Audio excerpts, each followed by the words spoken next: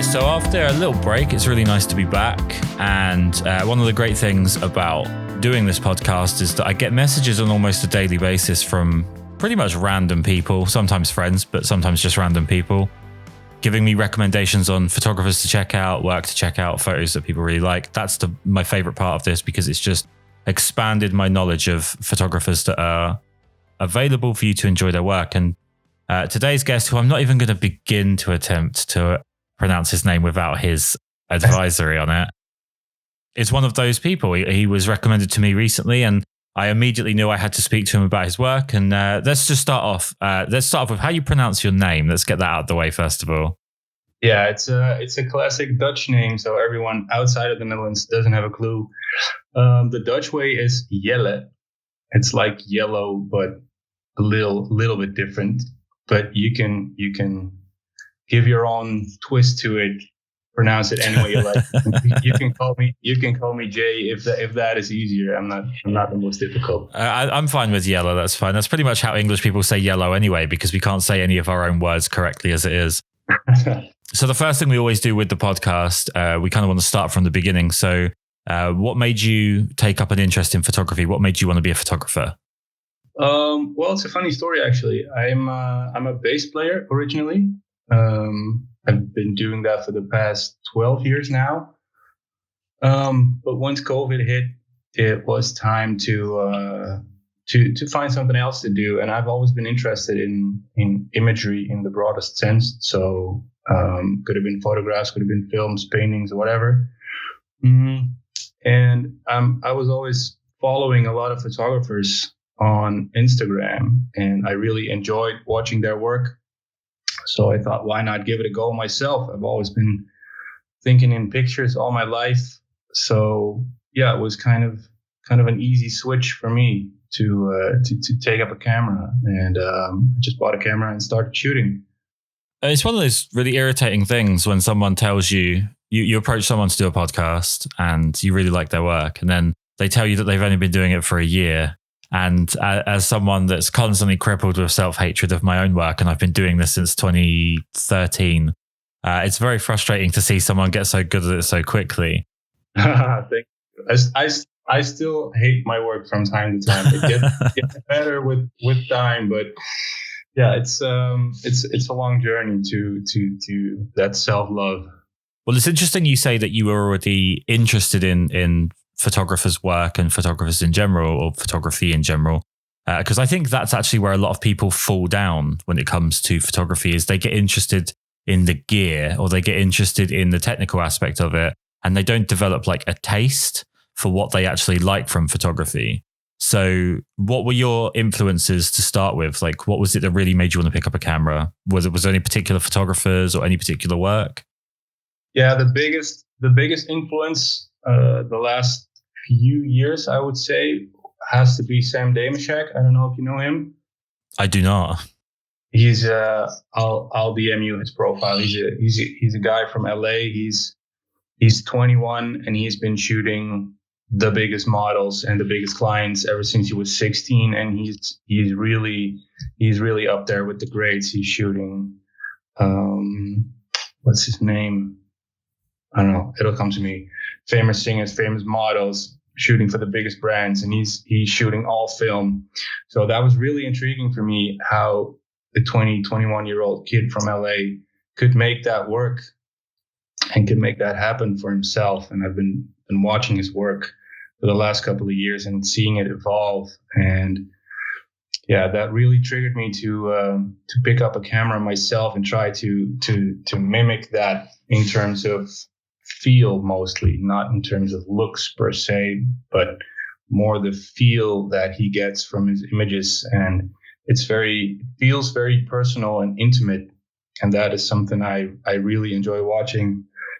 Same goes for Cameron Hammond and Rachel Gill, the photographers duo. These guys have that same quality where you as a viewer, it really feels like you could have taken that shot yourself.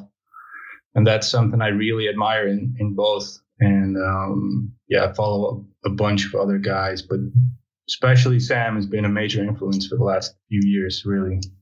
So it's always been people photography that you've been interested in. It's specifically photographing other people. Yeah, that's something I really enjoy. I'm not a guy who wanders around in the forest with a camera.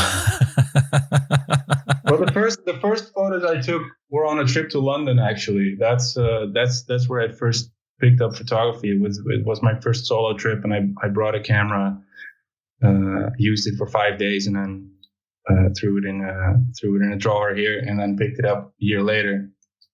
But those London photos weren't really people photography. That was more the usual suspects you shoot in London.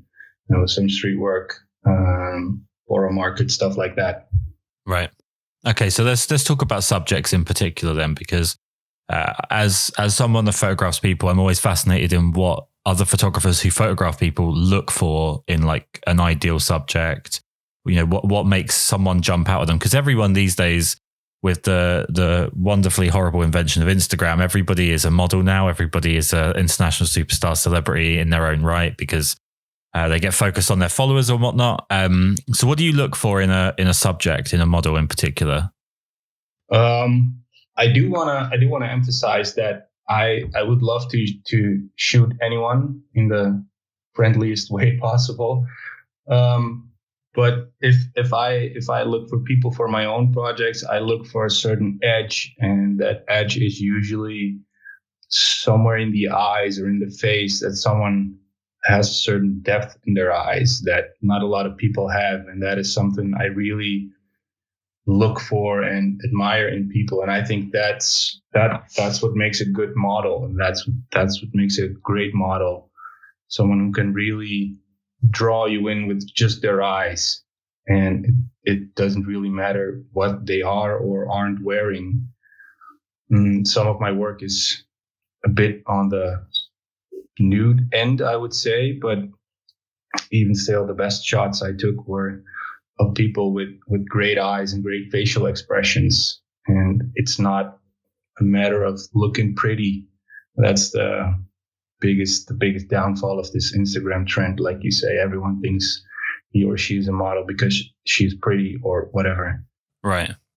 Is it the case then that, one thing I do get from looking at your work for sure is it seems like there's a tremendous connection between you and the person you're photographing. You can actually see, I don't even know how to describe it because it's kind of an intangible, but you can see something of a relationship between the person taking the picture and the person in the picture, in the sense that it doesn't look like what a lot of people photography these days looks like, which is almost e-com work. It looks like a person doing a cycle of poses in front of a camera.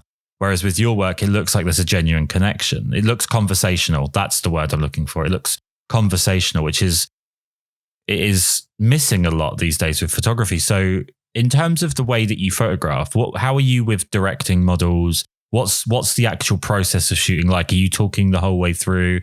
Do you direct them a lot? Do you let them do what they want to do? How does that work? I actually do not direct a lot, because I think the way you describe conversational, that's kind of the feel I want from the shoot. I never plan 2 to 3 hours or whatever it takes. It takes as long as it takes, and if we're done in 90 minutes, then we're done in 90 minutes. And when it takes 3.5 hours, then that's that. So to me, it's very important to get to know the subject in a friendly way. Like if you're looking at the photographs, I want like Sam's work. I want the viewer to think that they could have taken that shot themselves. Like I was the boyfriend present who happened to have a camera on him and taken the shot, and to get into a more relaxed feel. And even if I shoot with models who do a lot of e-com work, I just tell them, listen, please be yourself and be present, and don't think of this as a photo shoot. Think of this as two people having a conversation, having a nice evening together or a nice day together. And then in the meantime, I snap some photos, and that's that. That is also why I want to shoot film more than digital. Right. Nowadays, everyone shoots tethered into their laptop, or everyone shoots on a 5D or whatever, and you get that visual feedback, and that visual feedback is something that's not present if you shoot film. So there's no way to correct a certain pose or to correct a certain facial expression or whatever. So once you get into that vibe, then the rest will take care of itself. Then it feels more authentic to shoot film than digital. I mean, you can, if you don't shoot tethered and turn your screen off and don't look back all day, you can get close, but the temptation is still there. So it's kind of like by shooting film, you remove the camera as a distraction. Yeah, exactly. Most people freeze up when a lens gets pointed at them. Even models that model on the regular, some of them still need about 15 to 20 minutes to warm up, and even then they fall back into their modeling routine if they hear that shutter going. And I want to move away from that. I want to photograph people, and I don't want to photograph people pretending to be a model or people modeling or whatever. We'll come back to film in a second, but it sounds like, and I might be completely wrong, and that's kind of the fun of this, but it sounds like by talking about Sam's work and talking about he's photographing celebrities, and a lot of what people like about photography of celebrities is when you take the celebrity and you humanize them. You get Margot Robbie, and then you photograph her like you said, like you're. It's almost like the like you said, the person viewing the photo could have taken it. It's like they're in the room with that person. It's more about the person than it is about the icon or the celebrity status. It's more about the actual individual behind it. So do you sort of treat everyone that you're photographing like a celebrity in that sense? No, I actually think it's the other way around. The first time I really shot a professional model, I was actually kind of nervous because you put them on a pedestal somewhat in a way. Right. That whole imposter syndrome starts to come up, and you think, well, I might not be good enough for this, and what if she knows that I'm actually not a good photographer? But once you start shooting, you come to the conclusion that this is just an individual like the next one, and whether or not they have 40,000 followers on Instagram, that shouldn't matter, and that doesn't matter in the end. I mean, it's just a girl standing in front of a photographer and two people having a fun evening. I mean, in going back to film here, you mentioned obviously about the detachment that it creates from the camera, which I completely agree with you. I started shooting tethered about a year ago, and I still have a lot of problems with it in a lot of the ways that you're mentioning. It becomes the focus of everything that you're doing. It slows everything down, but not in the right way. It slows things down. Like as soon as you start to feel like you're building up a rhythm, it goes back to the screen and back to the screen and back to the screen. It can be very frustrating. I think as well with the way that this generation, because I think now we're fully immersed with a generation of models that have grown up with the internet being pretty much the center of their lives. And if you took their phone away, they'd have a mental breakdown like most people would now. Exactly. Yeah. That obsession with screens makes it a lot harder. So with film, on top of the fact that you get that delayed gratification, is it actually the look of film that you like as well? Yeah, it's sort of the compressor in the music. It really, I don't know if you know how a compressor works in music. Yeah, it sort of ties everything together, and that is something that happens with film as well. And if you record to tape, I mean, if you listen to songs from the Beatles, like their 60s, 70s early work, it sounds very warm, and it sounds like you're in the room with them, and it doesn't sound distant. And that is the feeling I get from film. I mean, you can edit a digital file to look like film, and you can get pretty close, but in terms of overall feel and warmth and coziness and a certain old school vibe. And that's something that you can't mimic that on digital, I think. Definitely not. And I think as well, the process, like with music, the process of how you record something, your knowledge of that process influences the way that you behave in the recording. Yeah, and it's also a matter of leaving in imperfections. I mean, I'm very nitpicky during shoots. If I see something that I don't like, I remove it before I take the photo. I don't want to remove anything in post. I do very little retouching. I do some minor blemishes, but that's about it. If there's a hair sticking out somewhere or hair is looking weird, I just usually leave it at that. Or I see it on the shoot and then I tell them, let's do something else with the hair, or let's do something else with the clothing. But yeah, leaving in those imperfections, that's what keeps it real, and that's also part of the vibe and part of the look that I'm going for. The authenticity, that's very important to me.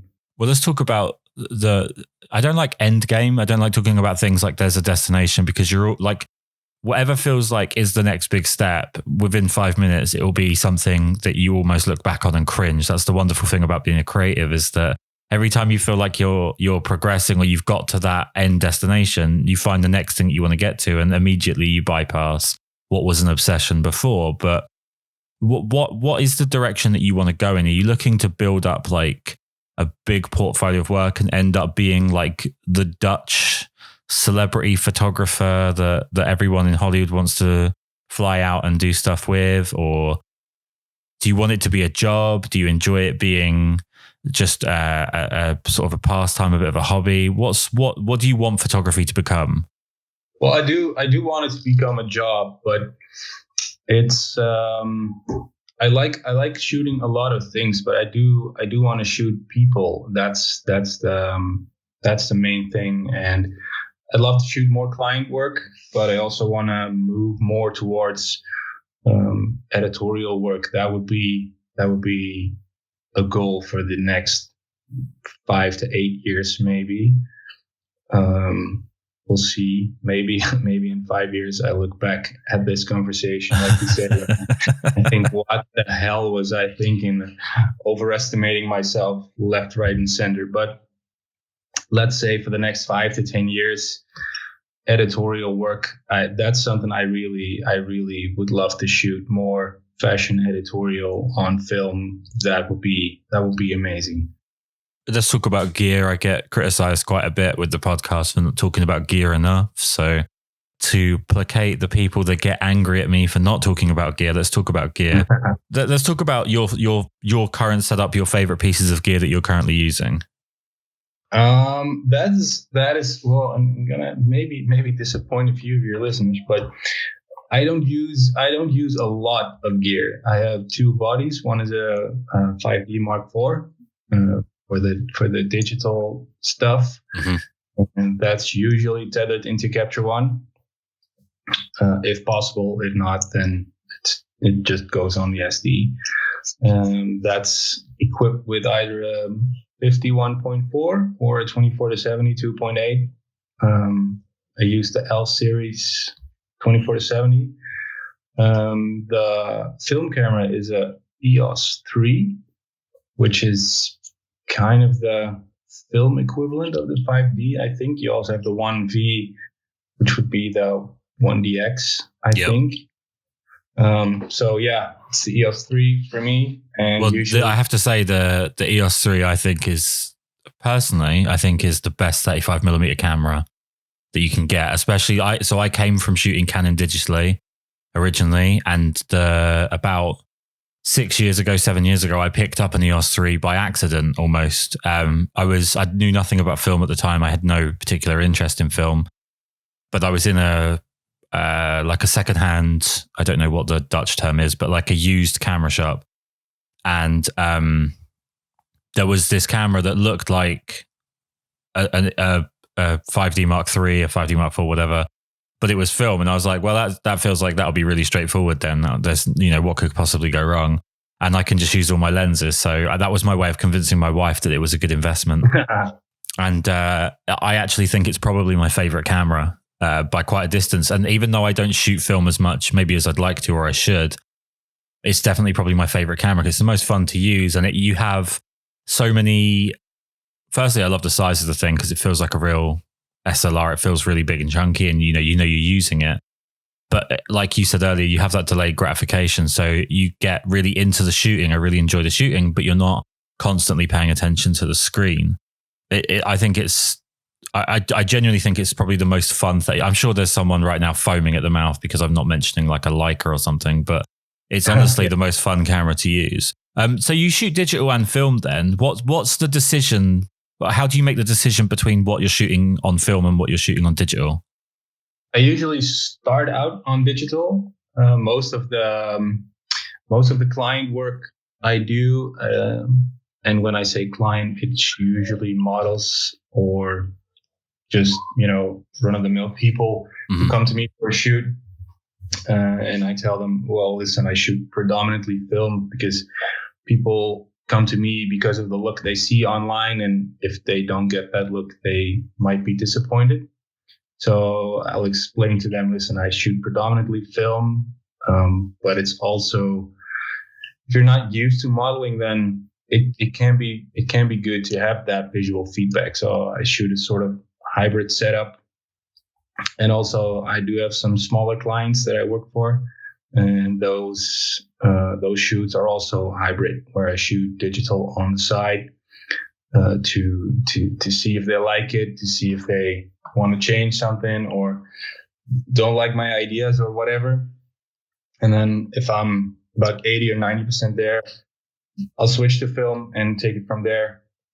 And that's about it. I mean, is that down to the fact that the start of the shoot is like, it's a bit of a warm up? It's the first few photos that you're taking are never going to be the best ones. So is it like the digital can be, they can be disposable essentially because it's just a warming up exercise to get into the feel of the shoot? Yeah, that's it. And especially if you shoot studio, then you need some sort of visual feedback to see how the light is falling. And even though you can use a light meter, it's I know how to use a light meter, but it's much faster just to take a shot and see how it looks and take it from there. So yeah, it's kind of a warm-up run, and it's also it serves as a backup. I mean, film is a physical item. It's a physical roll. So if that gets lost or destroyed, or someone drops it and steps on it or whatever, then it's gone. So that's what scares me a little bit. So that's, at least you have some digital backup files to save the day, and to, especially if it's client work, you don't want to lose half a day work. Right. No, 100%. So that's. I like to put people in corners and make them make decisions, because basically I'm English and I want everyone to be as miserable as what I am. Yeah. If I was to tell you that you're only allowed one camera and you're only allowed one lens from here on out, but you can pick anything, like not what you currently have, but anything in the world, what's the one camera, one lens, but you have to work with that for the rest of your career? At the risk of sounding boring, I'd still probably go with my EOS 3 and a 24-70 2.8. So I was right then. The EOS 3 is the best 35mm camera.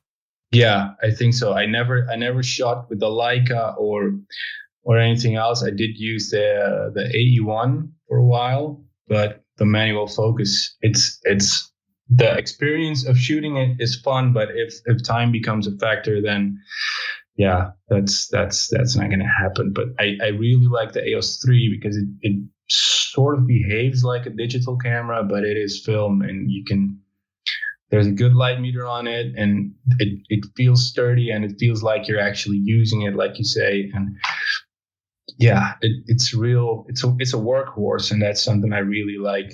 I don't like bringing a ton of different cameras. I just want one thing that works every time. And I think the EOS 3 with a 24-70 I think I can be 85 and still shoot that camera and still get great results. Amazing. So let's go to the other side of things then. So this is the hardest question, it seems, for people to answer who photograph people. I feel like you might be okay because you are interested in work that I think this would speak to. But what if you could pick one person right now, and we'll move sentimental stuff aside, so we'll move like family aside. But if you could pick one person right now to photograph, you know, celebrity, musician, model, actress, actor, anything like that, who would you pick to be your like one dream subject? Ooh, that's a difficult one. Someone from the Netherlands would be Doutzen Kroes. Mm-hmm. She would be on the top of my list. And internationally, I've always been a fan of Kate Moss. So right. Yeah, that's also probably one of the most boring answers you can get. But well, you were quite clever, because what you did was you gave a domestic and an international answer. So you really got to give two answers. You were very clever. I got two answers in. Yeah. How's that? Yeah, because Kate Moss, I feel like Kate Moss is really the pinnacle of edgy without being too much out there. Her eyes and her face, she can do it all. Now, I've interviewed a couple of Dutch photographers in the past, and you guys speak English better than I do, which is depressing. But this is the first time I've spoken to a Dutch portrait photographer. I think I've done 164 of these, so if I've missed someone, I feel really bad. But to my mind right now, you're the first Dutch portrait photographer where that's your or person photographer, that's your thing. Is there like a Dutch accent to photography? Like, is there something that about your photos that are particularly Dutch, or is there like a Dutch thing in photography that maybe you notice that isn't done by the Americans or the English or the Italians, or is there like a local accent to your photography? To be honest, I think not. I think a lot of photographers look at each other and look at the grades. Whoever the grades are for that individual, but no, I don't think there's a particular. Well, the weather maybe the weather may be something you need to learn how to control. I'm not such a strobe wizard.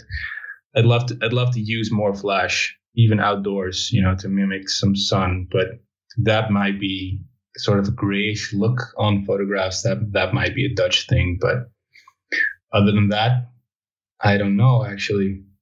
And what's the scene like out there because I've got to feel like there's plenty of Dutch supermodels, and you're sharing borders with so many countries where Central Europe is where so many great models have come from, and everyone knows how fantastic, I'm not being funny here, but how fantastic Dutch people look. Is it very easy to source models for the work that you do where you are, or is it something that takes a little bit more? Because I mean, in England, and I don't want to make anyone feel bad here, but finding an attractive English person you have to have a degree to be able to do that. Yeah. Dutch people are notoriously good looking. Not blowing on my own horn here, but no, it's 100% true. It's like literally, it's a stereotype of the Dutch, how good looking they are. Yeah, for a Dutch guy, I'm shorter than 180, so I feel kind of bad about that. I'm average Dutch height 185, but here we are. Finding people to shoot, it becomes more and more difficult if you have a more and more clear idea of what you want. And a year ago, I shot anything with anybody, and now I try to find a good face or a good vibe for an idea I have. But that also makes it a lot more difficult, because you get into you need to be very specific about what you want. And if you find someone that matches all that criteria, then they still need to want to shoot with me as well. And that is something I run into now, that I'm kind of at this point where I'm not yet there or big enough on Instagram for what it's worth I'm big enough to get my foot in the door, but not yet big enough to make it happen. And that's frustrating sometimes, because there are a lot of ideas I want to shoot with specific people, and well, that can be hard at times. Is it at a point now where, because something that happens when you get good at something, I'm sure you've noticed this with music, but anything that you learn, you start to get on top of, you start to learn more and more. The longer you stick with it, you get diminishing returns on the enjoyment. And that sounds like I'm being really dour and sad and miserable about it. But the truth is the more you start to critique yourself, and the more that you learn about what, when you don't know anything about photography and you take a picture and it's just in focus, you feel like photography is the easiest thing in the world. Yeah. And then you learn more and more about photography, and you start to be able to essentially just pick apart your own self-esteem more and more and more. And it becomes harder and harder to be happy with what you've done in a lot of cases. Yeah. It's a human thing, right? Yeah, it's the infamous Dunning-Kruger effect. Right. I don't know if you're familiar with that. Yeah. Yeah. For the people who don't know what the Dunning-Kruger effect is, it essentially says the dumber you are, the less of a clue you have how dumb you actually are. Yeah. So the first few months of photography, you learn a lot and you think you're the shit and you can shoot anything you want. And then as you run into more and more challenging situations, you come to the conclusion that you actually don't know anything about photography, or you know about 0.5% of what is out there. And I feel like I'm at that point right now where I have a certain idea of what I want and what I want to see and what I don't want to see, or what models I want to shoot with. But at the same time, I need to come to the conclusion at certain times that I am not there yet. And the only way to get there is to work through that and to keep shooting and have peace with the fact that not all shoots are going to be at the level you want them to be. In fact, I think most of my shoots, when I drive home, I'm like, well, I could have done this better or that better, or I should have said this, or I should have spotted that. I feel bad 90% of the time, but that can also be a driving factor to grow and to learn and to really want to be better and not be scared to fail. I think that's the biggest lesson, even from music. It's only music and it's only photography. If you mess up, you mess up a photograph, so what? No one's gonna die. It's not like you're performing an open heart surgery or whatever. If you fly a plane and you make a mistake, people die, and that is not the case in this. So you can easily fail and not really care about it.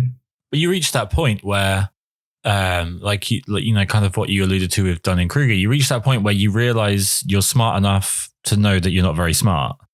Yeah. And there's kind of a fork in the road at that point. And people that go on to be successful, and successful is a completely subjective thing. Like, what I would be happy with calling myself successful over, someone else would think is a complete failure. And what someone else would be calling an amazing success, I would call a failure, because it's about what your own personal goals are.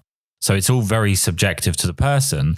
But you get to this fork in the road and it's like, well, one way you realize that you're basically an idiot who thought they were smart, and you can treat that as motivation to learn as much as possible, because you realize there's still so much to learn. And that's the fun side of it for me. Or you go to the other side of it, which is like, well, if I just stay exactly here, then I can keep pretending that I know everything and I don't have to learn how I don't know anymore. And I think there are, especially when it comes to when you mix in like social media numbers and the biblical terms are now associated with social media, like followers. I think there are people that get to that fork in the road and they just stand still because they're like, well, I can just keep pretending and I can just keep repeating that one thing that I've learned how to do over and over and over and over again. And then I can continue to call myself fantastic at what I do. And there's nothing essentially wrong with that. I mean, I can't imagine really a worse hell for a creative to be in than to say it's easier for me to not be creative than to admit that I don't know as much as I think I do. Did you have like a moment on a shoot or looking at your portfolio? I think most of mine tend to come at like 3 a.m. when I'm organizing my website and I just get really miserable. But did you have a moment where you were kind of like, you went from being that plucky, happy, like everything I do is fantastic, and then you kind of were like, fuck, I got to learn a lot of stuff here, and I've got to make that decision that, you know, I've got to really admit that I don't know enough and I've got to go and learn more. Yeah, I kind of fell into that for the last 3 months now, I think. Watching other photographers work, I assist some people every now and then. I assist a photographer friend from the Netherlands quite a lot, and she's a really, really amazing fashion photographer. She makes really great work. I don't know if she listens to this, but she knows who she is. And watching her work, she's only 23, so next to her, I feel like a complete idiot knowing nothing. But that really motivates me to dig in and to find out what is it that I don't know and what is it that's going to help me to become that guy in 5 to 10 years that does shoot an editorial for Vogue on film, preferably. Right. So I like the fact that you've already got the demands ready for when Vogue call you. You're like, yeah, it's going to be on film, guys. All right, I know what you want, but it's going to be on film. Yeah, if you want me, then that's happening. Preferably medium format, but yeah, I still need to learn how to master the 35mm realm. There's a lot to be learned there, but yeah, I kind of fell or slid into that for the last 3 to 4 months, realizing that my work also started to look pretty similar. And that is a gear thing though. I shot everything with a 50 prime. So yeah, there's only so much angles you can shoot at with a 50. I mean, if you have a 35 or 70 or a 70 to 200 or whatever, it gives you a little bit more flexibility, and it opens up other angles, and it opens up another creative drawer that was previously closed due to the limitations you set for yourself. Right.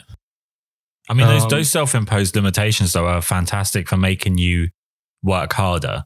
And it's something I've seen so many times with photographers on workshops or just when I've been out assisting, that they give themselves so many options that they never make a decision. They just jump from gear to gear to gear to gear to constantly problem solve, but they change gear as if they'll go from one lens to another to another to another, literally shot to shot almost, and almost hoping that something will just click and work out rather than it being an informed decision. Like you're saying, oh, well, the 50 is limiting in terms of the angles that you're getting. Well, I had a workshop about 5 years ago where a guy turned up, and it's like a 1-day workshop. It's just outdoor portrait stuff. It's pretty straightforward. And he turned up with 2 Pelican cases filled with lenses. He actually broke one of my doors trying to get them through the door. I was really pissed off. And all day, all he did was he would like take a shot, look at the back of the camera, panic, change gear, take a shot, look at the back of the camera. And it was like a constant cycle of as if the gear was going to pick up the slack. And it's interesting you say, like, you noticed the issue of keep shooting that one way and you noticed the limitations of it. And then that's when you should be feeling like you need to make a change, when you feel like you're hitting the ceiling on something and you need to do something to get up to that next level or to change things up. That's how most people should view gear, in my opinion, is that like it needs to get out of your way, and that's down to your opinion of the shot, not what you think of the gear or how much the gear was or what other people think of what gear you own. Yeah, exactly. That's also a big takeaway I got from music. When I just started out, I'm a bass player, so I saw a lot of bass players bringing 2 to 3 basses to a gig, bring an amp, bring pedals and stuff like that. But I looked at the Motown era, for example, and that was all done with one bass and one cable, and that's it. Yeah, and that's what I wanted, and that's why I answered the question of the desert island cam. That would be a workhorse. I want something that always works, and I don't like dragging around a lot of shit. So I bring as little as possible, but that the stuff you bring should be sufficient for your view and your ideas. And if a 50 isn't going to cut it, then bring a 24 to 70.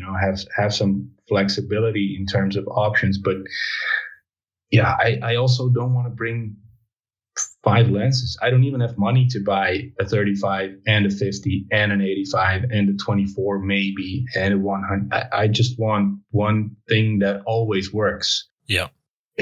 Let's say if you shoot a lot of client work, if you shoot 40 outfits a day, you don't even have time to switch lenses all day. You just want one that works, because everyone wants to be in their car by 5. So you better get to it. Well, let's talk about. I feel like I've taken you down a little bit of a reflective path, and maybe I've been a bit miserable. And I want to. The last thing I want is for you to go away from this podcast thinking that I didn't want to put you on a downer. I don't want you to think I was putting you on a downer, because, like I said at the beginning, I'm a huge fan. You have this conversational quality you have with your images is something that I just cannot get. And as hard as I try, I'm still working through. That's where I currently am, is trying to figure out that side of things. We've talked, and you've been very candid about where you think your weaknesses lie and where you are in terms of your opinion on your own work and things that you're working through. Let's talk about the positives. Let's talk about what you think, and this is really hard for people to do, so I apologize, but what do you feel like your biggest strength is as a photographer?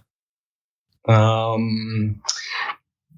think it is what you say it is, that my photos look natural and conversational and not so posed as other photographers' work. That is something I'm really going for, that when people look at the photos I took of them, they say, well, I'm looking at myself instead of a version of myself. And that is, I think I'm on the right path when it comes to that. And that is why I think my work works, at least for me. I like the outcome most of the time, and if I don't like it, it's never gonna see the light of day. So that's the best part, right? yeah, I'm in charge. So yeah, that would be the biggest positive. I think that I can bring that out in people for some reason. I feel terrible. I'm talking to a film photographer. I talked about gear, and I can literally already see the messages I'm going to get over this. So very quickly, favorite film stocks? Portra 400 by far. This is a chain of boring answers, I know, but Portra is my all-time favorite. I've tried different things. I've tried Ultra Max, and I think I even shot gold at a certain point, but I'm not sure. So yeah, Portra 400 or Portra 800, both are great, but 400 by a landslide, actually. All right, it's nothing wrong with a consistent answer. It's not a boring answer; it's a consistent answer. You've trialed and errored, and you found stuff that you like.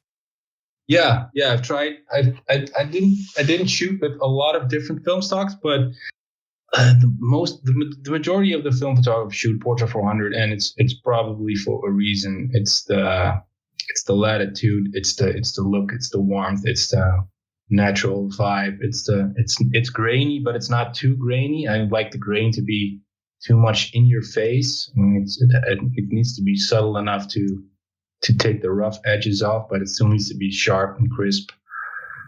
And Portrait does that for me. And for black and white, I shot some HP. I don't shoot a lot of black and white, but I like HP5. But I also like T-Max. T-Max is a little bit more contrast than the HP5.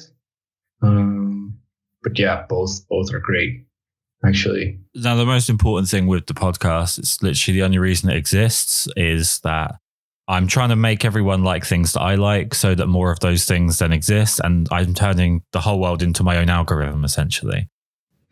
So to do that, I need to let people know where they can go to find your work. I really like your website. So website, Instagram, where's the best place for people to find you and what you do? I would say first up is Instagram. I just started building my website, but it's basically my Instagram feed only on the website. So Instagram is where I'm at most of the time. I try to post a couple times a week, but I don't want to post for the sake of posting. I don't really like that. So if I shot some stuff I like, I just put it out there. And if I don't have anything I like for a week, then I won't post for a week. So I share some of my work in my stories, and I got some BTS reels. So yeah, Instagram is where it's at.